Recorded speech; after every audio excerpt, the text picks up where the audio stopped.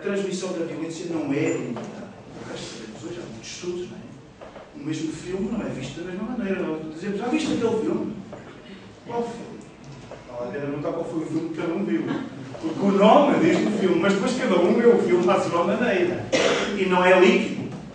Há muita pesquisa sobre isso. Que um filme dito, classificado como violento, produz a violência em todos. Em alguns podem eventualmente produzir reações de não violência. Isto é matéria para pensarmos, não é?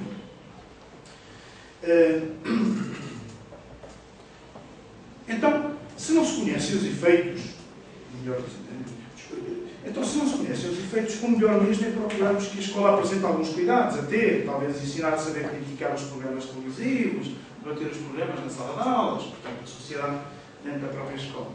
Bom, isso talvez, por aí eu estou de acordo, educar para o sentido crítico, saber ver, saber ler e pensar a televisão, não passar de ser um homo videns, passivo e acomodado no sofá. Por outro lado, repara que os palhaços do circo não seriam divertidos se não andassem à chapada. Também o cinema de animação não teria público se não tivesse alguma violência. Mesmo o caso do Bambi. Por isso estou sempre a dizer que isso deve competir à família. A família é que deve educar. Nós temos que primar pela transmissão da cultura científica. Os mapas e as capitais no sítio certo. Nós temos que primar pela transmissão dessa cultura. Temos que ensiná-los a ler, não é a ver televisão. Temos que ensiná-los a pensar. Bom, o diálogo poderia continuar por aí fora. Deixemos, contudo, aqui a última palavra ao tradicionalista, ao ortodoxo. O crítico, o professor comunicólogo, terá mais vezes a palavra, talvez aqui no debate, e quiçá, portanto, entre nós mesmos. De facto, há sempre vantagens e desvantagens que se podem encontrar dependendo da maneira como se veem os programas, portanto, quando se defende a televisão. Mas se nós pensamos aqui neste diálogo escola-sociedade, reparem, quantos computadores envelheceram nas escolas sem serem usados pedagogicamente? Quantas televisões foram fechadas? Há aqui um anti-diálogo, ou pelo menos não há diálogo, entre o mundo lá fora da escola com o que se passa dentro do convento, não é? Que é a escola também.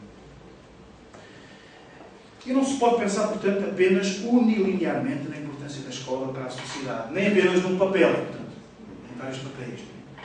É preciso também pensar na importância da sociedade para a escola, é preciso pensar nesse paradigma complexo da educação contemporânea, do papel do professor e não apenas apregoar a mudança, a criatividade, a emancipação. Quando estamos a falar da cidadania, do cidadão, que estamos aqui a definir, estamos a falar de como construir um cidadão que pense por cabeça própria, não seja um papel químico de um grupo social ou de uma cultura hegemónica, não é? Que seja sujeito, justamente, e não apenas um mero ator social, ou que seja agente, como a Luísa mais seguramente. É preciso, portanto, pensar essa mudança e depois, com a prática,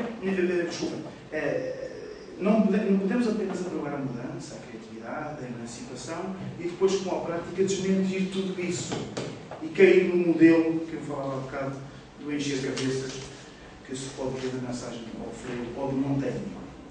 E o discurso da relação escola, comunidade, escola, sociedade, há muito que é discutido, há muito que é falado. Quantas horas nós não falamos já, todos os professores e cidadãos em outras escolas sobre esta matéria?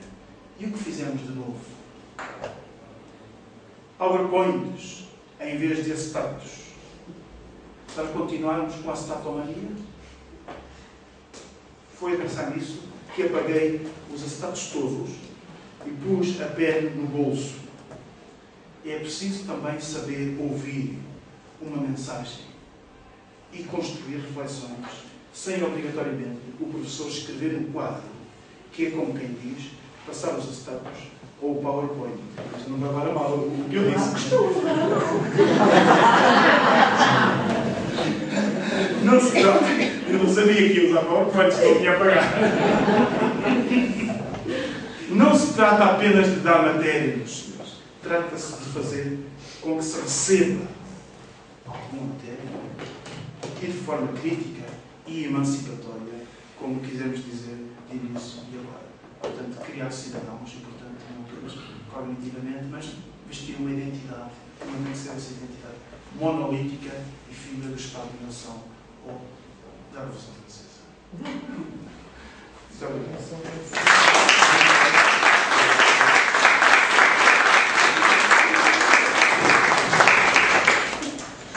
Obrigado. Acho que tem sido um privilégio para todos nós assistir a estas comunicações. Eu ia aproveitar para fazer uma espécie de resumo do que foi aqui dito e perdoem-me de facto as incorreções que possam acontecer, mas é para vos dar um fim de tempo para pensar em algumas questões que querem colocar aqui à mesa.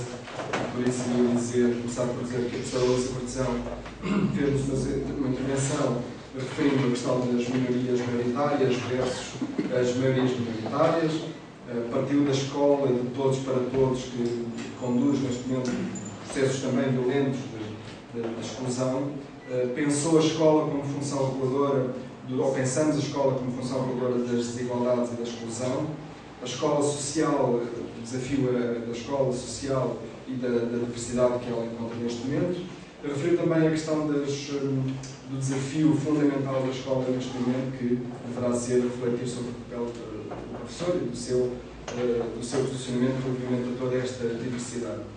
O professor Frederico Rosa tive a oportunidade de nos agraciar com uma intervenção falando sobre a cultura geral dos alunos e da escola, o papel do professor e dos programas na cultura geral, ao fim e ao cabo. Referiu com ênfase, e também sublinhava aqui, a questão da memorização com a emoção e apelou, digamos, ao regresso ao imaginário da história humana e, enfim, a importância do espaço e do tempo no processo de aprendizagem e de cidadania. O professor Ricardo Vieira teve a oportunidade de discutir connosco a importância da sociedade para a escola e o que pode a escola fazer, a sociedade fazer pela própria escola, referindo, enfatizando que há aprendizagem para além da escola e transmitiu-nos o conceito de cidadania multicultural com o desafio da reinvenção de si. Ao fim e ao cabo, a cidadania da humanidade e da ética através da mudança de práticas de todos nós. Posto isto, e perdoem as adversidades que eu cometi com estes resumos, mas ia convidar então o público a intervir, agradecendo cada um que quisesse colocar uma questão, dissesse o nome, e se quiser a instituição de pertença, nós podemos organizar as nossas questões também. Estejam à vontade. Quero primeiro. Muito bem. Diga. Para o Inécio. Eu já não estaria. Estarei aqui no princípio. Eu já não sou professor, fui há mais de 20 anos, deixei de ser. E se calhar por isso estou aqui a escolher a arrancar, porque não sou professor exatamente. Portanto, sou assistente, sou espectador do cenário que se desenrolou sobre o ensino e sobre a educação nessa perspectiva. Aos três. Gostava de perguntar a vossa opinião, quer dizer, em forma sintética, em forma muito sintética. Acham que, no meu tempo, no tempo em que eu era professor, eu assistia ao pequeno pergunta de escalado, porque eu produzir um juízo, não queria fazer o escalado, mas continuo a ter os dias de hoje, na minha observação, de uma alteração de matéria programática todos os anos. Eu estudei uns livros do meu tio e do meu pai. Mesmo os livros. Permitiam até alguma troca cultural, não sendo isso de forma alguma. Mas a alteração de programas todos os anos era algo que eu, enquanto professor, causava algum desgaste e não permitia um grande aperfeiçoamento. Nem troca de experiências com outros. Isso continua a ter hoje. Isso continua para os últimos anos, nos últimos tempos, para melhor dizer. É isto que tem crescido a outra componente principal, que é a exigibilidade formal da demonstração que o professor trabalha tanto como operário.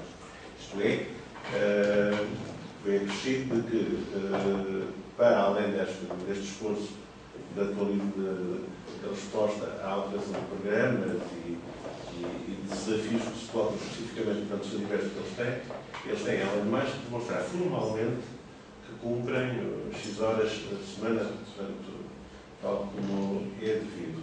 O que, dentre os meus amigos que são professores, eu tenho reparado que é um emprego de horas que não é muito eficiente, ao que parece.